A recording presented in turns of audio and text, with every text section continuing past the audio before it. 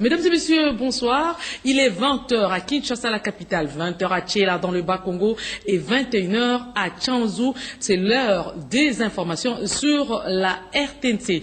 Puisque nous parlons de Tchanzu, justement, sachez que sur instruction du chef de l'État, Joseph Kabila Kabange, commandant suprême des FARDC, les attachés militaires des pays membres du Conseil de sécurité accrédités à Kinshasa ont été conviés à visiter l'arsenal de guerre abandonné par le M23.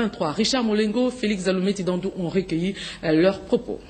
Ralliant l'opinion, les experts, le représentant spécial du secrétaire général des Nations Unies, Martin Kobler, s'est dit également surpris par cette découverte qui démontre à suffisance l'implication extérieure. J'étais très impressionné ce matin de voir avec le général Barouma à Tchanzu la munition.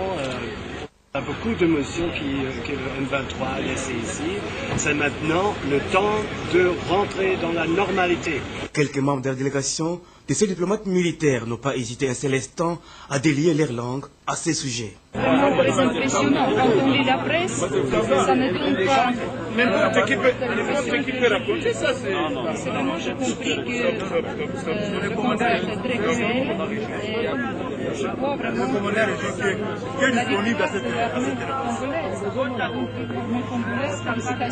Vous savez que les 23 avaient de l'armement, avaient des munitions, mais en quelle quantité, ça m'a étonné. J'espère qu'il y aura une enquête qui permettra de voir d'où viennent ces munitions. J'ai cru voir que certaines munitions étaient de fabrication russe, mais je ne sais pas qui les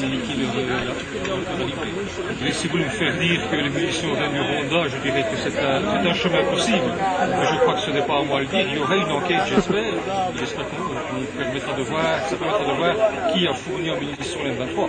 C'est une possibilité dont tout le monde parle, mais je crois laisser le temps aux enquêtes officielles de le prouver.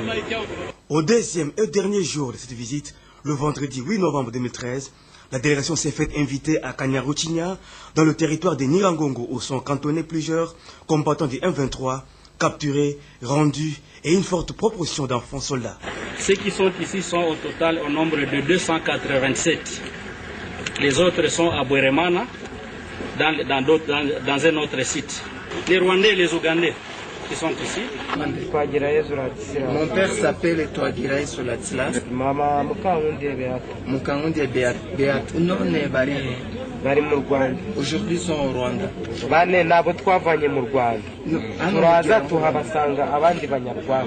En fait, en quittant au Rwanda, arrivé ici, tous étaient au nombre de 760. Baria Bosena, Banyarwanda, Kiangwa. Nous étions nombreux, il y avait, disons, une mosaïque, les Rwandais, les Tanzaniens, les Burundais. Personne ne l'aurait écrit, alors personne qu'il y ait aussi des FDLR dans les rangs de M23.